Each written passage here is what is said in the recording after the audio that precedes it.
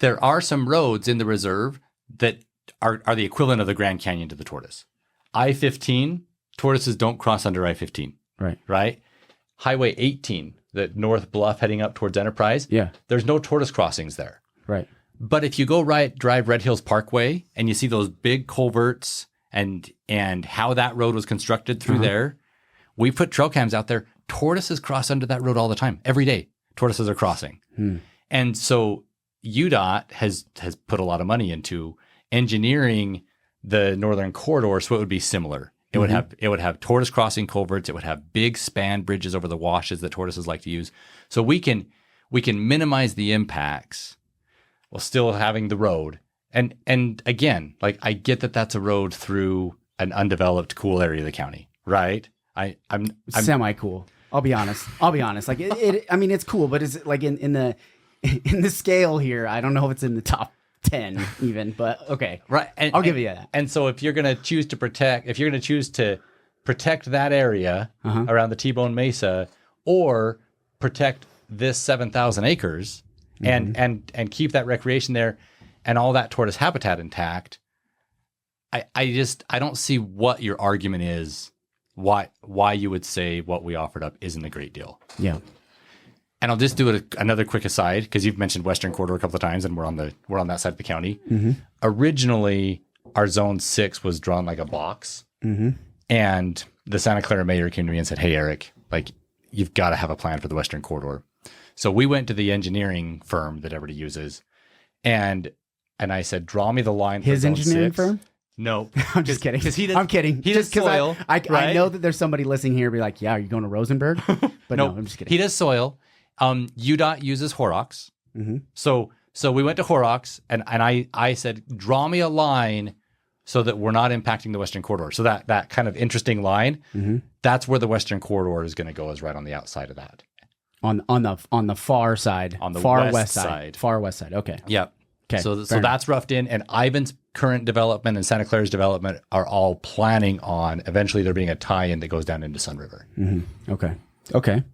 So let's keep going as far as the timeline goes. So this was the Zone 6 proposal was in 2020. 2018. Okay. And then they do the actual study, the actual environmental study in 2020. Okay. And we get through all of that. We meet the full offset standard, which means that what we're doing completely offsets any negative impacts to the tortoise, which obviously it does when you just look at acres, right? And then in the last days of the Trump administration, they sign two things. First is a right-of-way given to the state of Utah, because the Northern Corridor is going to be a state-built and maintained road.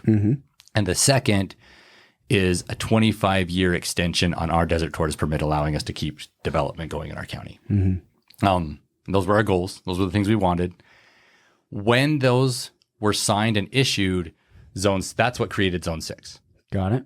So we gave them Zone 6 and then we didn't get the corridor. Well, we had we have the right of way saying we get the corridor, right? Okay.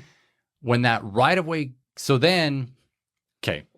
you hold that thought. Okay, right? I'll hold it. So then in 2021, a group of environmental groups, several of which just litigate like crazy, right? Like that's kind of what they do. Conserve Southwest is the named one, kind of the face of it all. And they sue attacking our permit and asking that our permit go away, like our development permit. They sue attacking the corridor, saying that it's illegal and that it wasn't adequately studied, and ask that goes away. And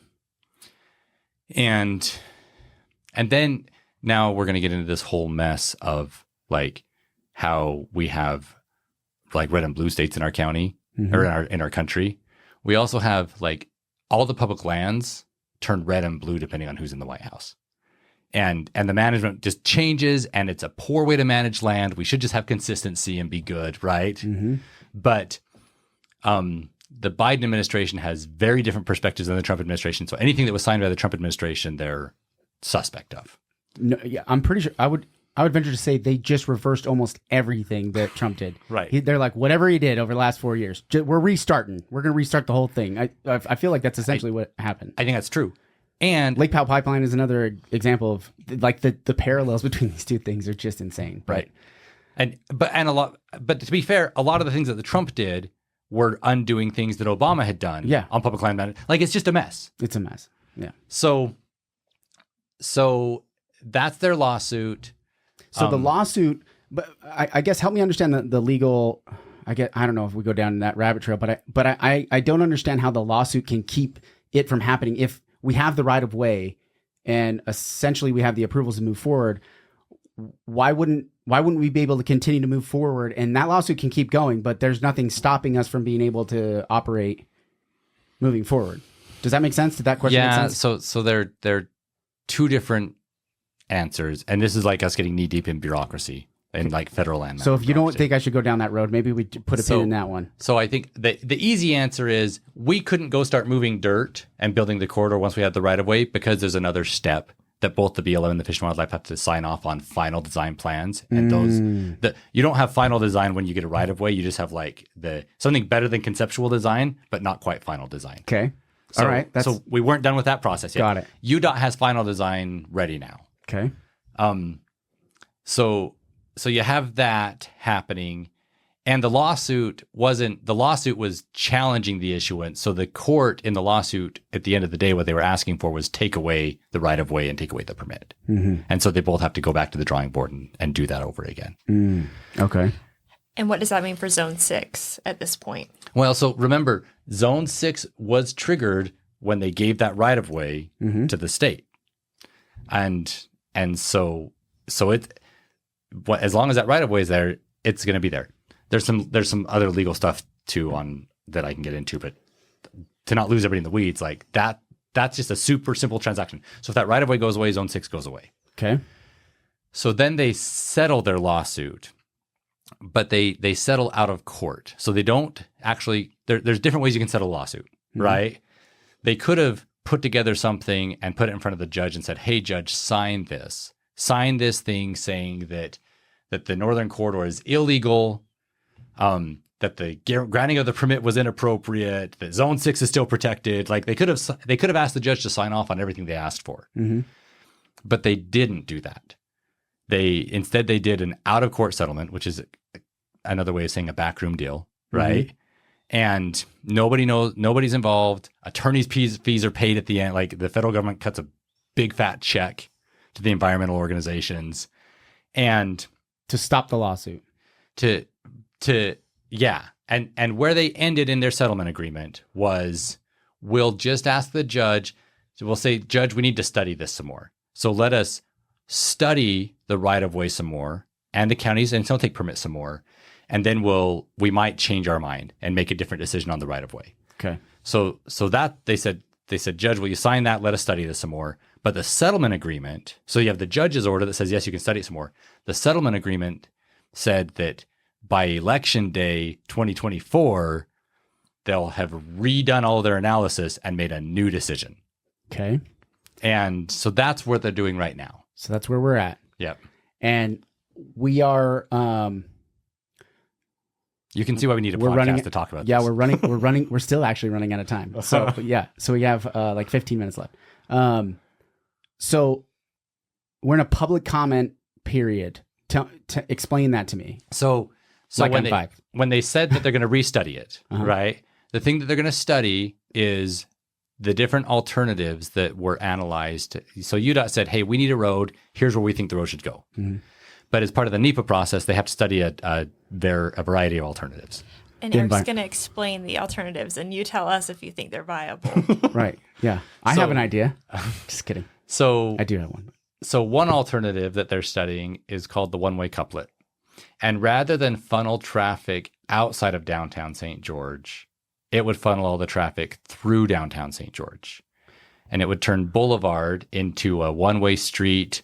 You would exit at I-15 and you could travel west on Boulevard to Bluff. Okay. And it would turn 100 south into a one-way street heading west to east and with its own freeway interchange. Okay. We think that's stupid.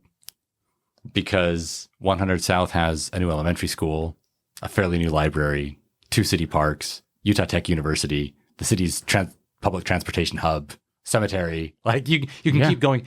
And one of the cool things that has happened in St. George in the last 5 years is we've had developers come in and build mixed commercial, residential, high density housing and make that a walkable area of town. That was my point. It's like you immediately blow up our ability to do what I think is required of the county and start getting more dense at the center of where density should be. Where there's already no turtles, there's already not anything. There's already elementary schools and libraries and parks and all the shopping and everything that's already there.